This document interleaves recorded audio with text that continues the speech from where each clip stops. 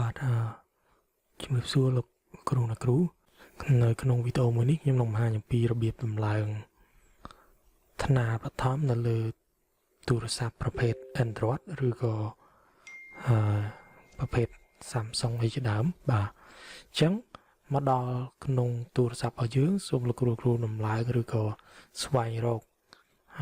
browser Chrome កម្មវិធី Chrome ដែលមានដូចរូបនេះដែលយើងភាគច្រើនគឺយើងប្រើ Chrome ទាំង computer និងទូរស័ព្ទតែម្ដងលើកឡើងតែប្រភេទ Apple ទេដែលយើងត្រូវប្រើប្រាស់ Safari អញ្ចឹងនេះគឺ Chrome ខ្ញុំបើក Chrome មកបាទនៅត្រង់ប្រអប់ search ផ្នែកខាងលើលោកគ្រូនិយាយបញ្ចូលពាក្យ plp. មួយមកបាទតមកចុចពាក្យ search ទៅសញ្ញាព្រួញទៅមុខក៏បានដែរបាទអញ្ចឹងដូចគ្នាយើងនឹងឃើញរូបរាងថ្នាលបឋមរបស់យើងដែលមានភាសាអង់គ្លេស Primary Learning Program យើងចុចលើពាក្យ Primary Learning Program មកមាន logo ពណ៌ទឹកក្រូចនេះអក្សរដូចអក្សរបឋមហ្នឹងបាទយើងចុចទៅហើយយើងបានមកដល់សម្រាប់ទូរស័ព្ទប្រភេទ Samsung ឬក៏ Android ខ្លះពេលដែលយើងចូលដល់ថ្នាលបឋមគឺវានឹង load ពាក្យដូចខាងលើនេះលោកឃើញមានពាក្យ install ចេញមកភ្លាមដើម្បីយើង install ចុច install យកតែម្ដងតែដោយសារបាញ់មិញខ្ញុំចុចអត់ទាន់អញ្ចឹងបាទអញ្ចឹងដើម្បីដាក់ជាតម្រងកាត់ឬក៏តម្លើងកម្មវិធីថ្នាលបឋមហ្នឹងយើងចុចនៅលើចំណុច3ផ្នែកខាងលើតែជាលំផជាបឋមលោកគ្រូត្រូវមកដល់នឹងសិនមកដល់ថ្នាលបឋមសិនបន្ទាប់មកផ្នែកខាងលើខាងស្ដាំនេះមានចំណុច3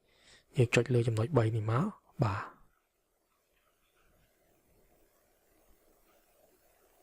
បាទអញ្ចឹងវានឹងលោតអញ្ចឹងលោកគ្រូអូសចុះក្រោមមកឬក៏ទូរស័ព្ទធំវាចេញឲ្យតែម្ដងនៅខាងផ្នែកនេះឃើញមានពាក្យថា add to home screen ដែលមានរូបទូរស័ព្ទហើយនិងសញ្ញាព្រួញចូលមានថាដាក់ទៅក្នុង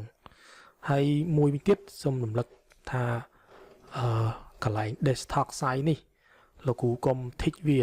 កាលណាលោកគ្រូ tick កន្លែង desktop site នៅក្រោម home screen ហ្នឹងទៅទម្រង់ថ្នាលបឋមនេះនៅក្នុងទូរស័ព្ទរបស់លោកគ្រូនឹងចេញតូចដូច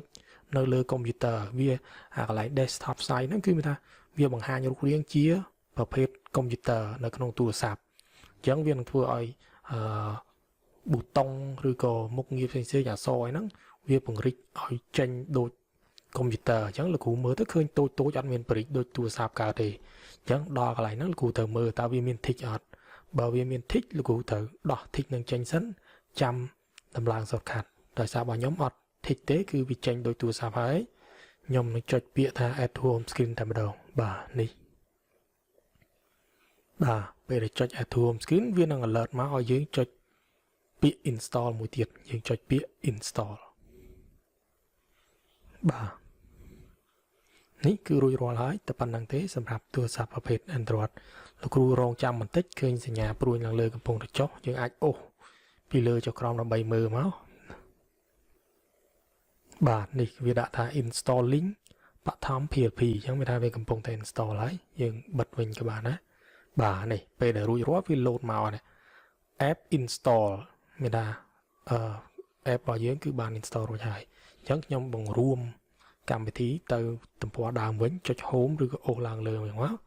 បាទនេះគឺវា load មកតែម្ដងនៅជាប់ជាមួយនឹង Chrome តែម្ដងឥឡូវនេះយើងទទួលបាន